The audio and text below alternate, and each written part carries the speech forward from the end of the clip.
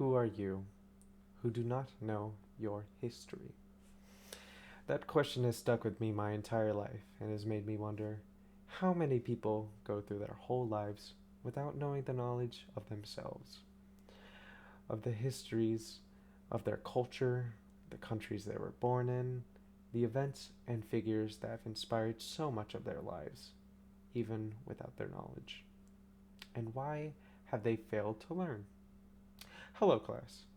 My name is Diego Farinas, and today I will be telling you about the profession of a history teacher. This small speech will include the work required to become a teacher, the salary of a teacher, the advantages and disadvantages of the role of a teacher, and some other things to know if you do choose this path. History is the wide knowledge of humanity, of us, and your role as a history teacher will be to impart that knowledge upon students. As with most teachers, you will be required to create your own personalized curriculum that involves lessons, homework, lectures, and whatever style you prefer to impart your knowledge. But really, the role of a teacher is manifold.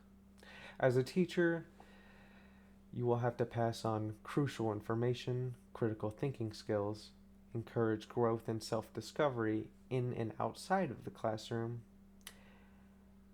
and as a history teacher, you bear the great responsibility of accurately presenting history and remaining objective while doing so. Because after all, without knowing our history, we are often doomed to repeat it. How does one become a teacher? Well, firstly, the education requires often starts where every other job mostly begins, at earning your high school diploma or even a GED. The next step is largely dependent on which kind of teaching you would like to do. At a high school level, you are not required to achieve a master's degree, but is recommended. When earning your bachelor's, you will be majoring likely in historical arts or social studies. Following your graduation, your real studies as a teacher will begin. To become a teacher, you are required to undergo an accredited teaching preparation program through a university, a consortia, or a local county office of education to earn your credentials. The best programs offered here in California are offered by the Los Angeles University, the University of San Diego, and the Azusa Pacific University.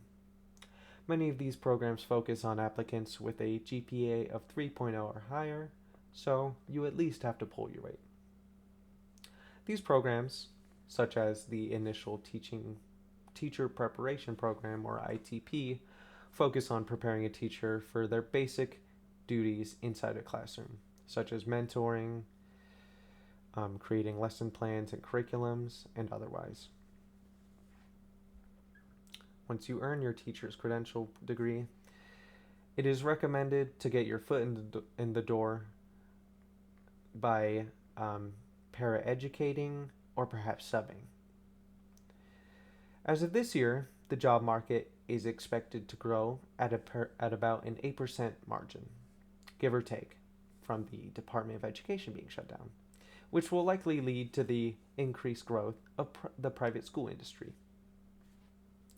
The demand for teachers in California is higher than average due to our large population, and the median salary for a teacher performing at a high school level at about 40 hours a week ranges from $47,000 to $69,000.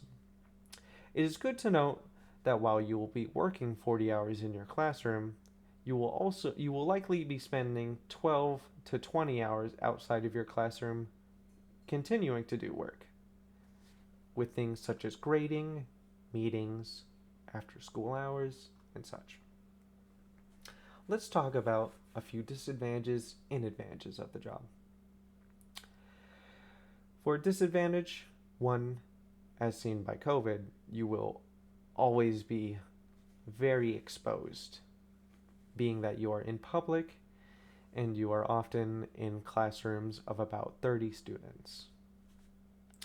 The wages for teachers are fairly lower than jobs of this similar type, unfortunately. There's not much to get around that. Another thing to take note of as a disadvantage is that you will be given a set funding by your school that is based off your student performance and your personal performance as a teacher. So you can get your classroom funding cut, and you might need to pay for your supplies yourself. Let's talk about benefits now to sweeten the pot.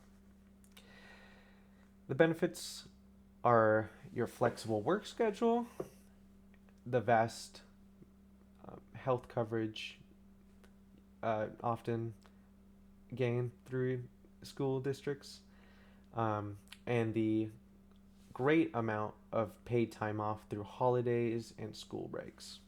Not to mention, the job of a teacher is very stable, job security for teaching is very high, and you get to create your own courses. Now, in summation, the role of a history teacher is a lot of things, and it is up to you to decide what kind of teacher you want to be. I hope my speech has helped you decide a little bit of whether or not you want to go with this